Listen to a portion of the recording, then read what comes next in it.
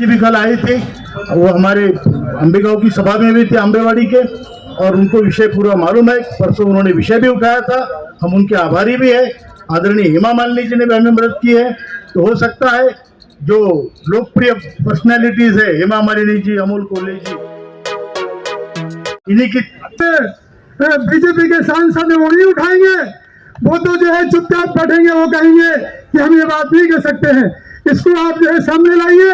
अभी आप आने वाले थे, आपके सुनने के बाद में और हम सब लोग ठहराएंगे कि हमें आगे क्या करना है माननीय कलेक्टर साहब के नेतृत्व में। सिंह साहब, आप सभी मान्यवर, आप सभी बुजुर्ग, आप सभी को मेरा सादर प्रणाम। ये जो EPS 95 का जो मसला, ये बहुत दिनों से आप इसके लिए आंदोलन कर रहे, धरना दे रहे, लेकिन बार बार होने के बावजूद अभी सिंह साहब ने जैसा कहा कि आदरणीय प्रधानमंत्री जी ने आपको 2 बार आश्वासित किया, तो मुझे लगता है देश की जो 75 लाख से ज्यादा ये जो आबादी है जो EPS के इंतजार में है, ये आबादी, मैं माध्यम कर्मियों से, उनके माध्यम से ये पूछना चाहूंगा आदरणीय प्रधानमंत्री जी से कि आप रैलीज में, सभाओं में भाषण देते हैं कि आपकी गारंटी पे भरोसा है, देश को भरोसा है, तो EPS वाले इन लोगों ने आपका क्या नुकसान किया कि आपकी गारंटी इन तक नहीं पहुंच पा रही है? ये सवाल आदरणीय प्रधानमंत्री जी से बनता है। अगर महज 1171 रुपए में कैसे गुजारा होगा, जो महंगाई बार बार बढ़ती जा रही है, दवाइयों का खर्चा और पेंशनर होने के कारण इनको कोई भी सरकारी योजना का लाभ नहीं मिल रहा है। ये मुद्दा हमारी फ्लोर लीडर आदरणीय सुप्रिया ताई सुले ने इस सेशन में भी उठाया।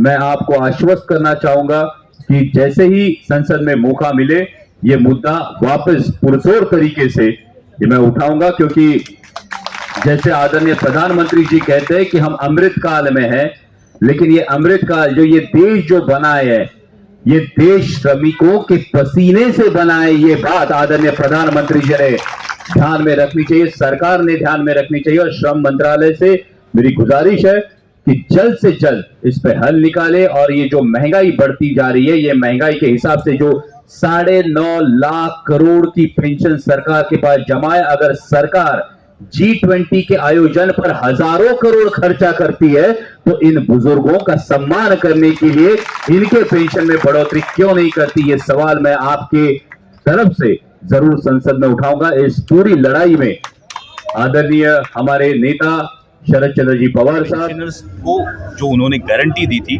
वो गारंटी का क्या हुआ, ये देश जानना चाहता है। और ये महज 1171 रुपए में इन बुजुर्गों का कैसे गुजारा होगा, ये भी मुझे लगता है कि राजनीति से परे होकर मानवता की दृष्टिकोण से सरकार ने अहम इसे प्राधान्य देना चाहिए और इनका हल निकालना चाहिए।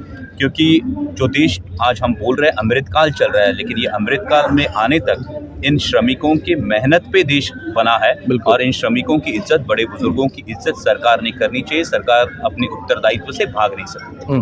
लेकिन सर, बड़ी बात तो ये है कि जिस तरीके से पेंशनर यहाँ पे संघर्ष कर रहे हैं और खुद अपने ही पैसों के लिए संघर्ष करना पड़ रहा है, ये कितनी बड़ी बात है सर? ये बहुत दुर्भाग्यपूर्ण बात है कि जब चुनिंदा पूंजीपतियों का 25 लाख करोड़ का कर्जा राइट ऑफ कर दिया जाता है, तब पेंशनर्स का 9.5 लाख करोड़ सरकार के पास है। अपने ही पैसे पे जो ब्याज आएगा, वो उस ब्याज में से इन पेंशनर्स की पूरी मांगे पूर्ण हो सकती है, लेकिन फिर भी सरकार के कानों तक जू नहीं रेंग पाती। तो ये सवाल मन में उठता है कि क्या सरकार सिर्फ चुनिंदा पूंजीपतियों की सुनेगी? सरकार अगर हजारों करोड़ G20 के आयोजन में खर्च करेगी, सरकार अगर हजारों करोड़ अपने विज्ञापन पे खर्च करेगी, तो इन पेंशनर्स के बारे में सरकार क्यों नहीं मानवता से सोचती है? यही सवाल संसद में भी उठाने की मैं कोशिश करूँ। लेकिन सर, कल सुप्रिया सुले जी भी आए थे, उन्होंने भी आश्वासन दिया, उन्होंने हेमा मालिनी से बातचीत करने की बातचीत भी करी, और वहाँ से एक पॉजिटिव रिस्पॉन्स भी करने की बात हुई। लेकिन क्या लगता है आपको कि और ये आंदोलन कितना दिन चलेगा, जो कि रिस्पॉन्स? ये आंदोलन जल्द से जल्द खत्म हो, इन जो पेंशनर्स है, इन पेंशनर्स की मांगे पूरी हो, यही हम सबकी कामना है। और इसीलिए हम सभी पुरजोर तरीके से एकजुट होकर संसद में इनके लिए आवाज उठाएंगे।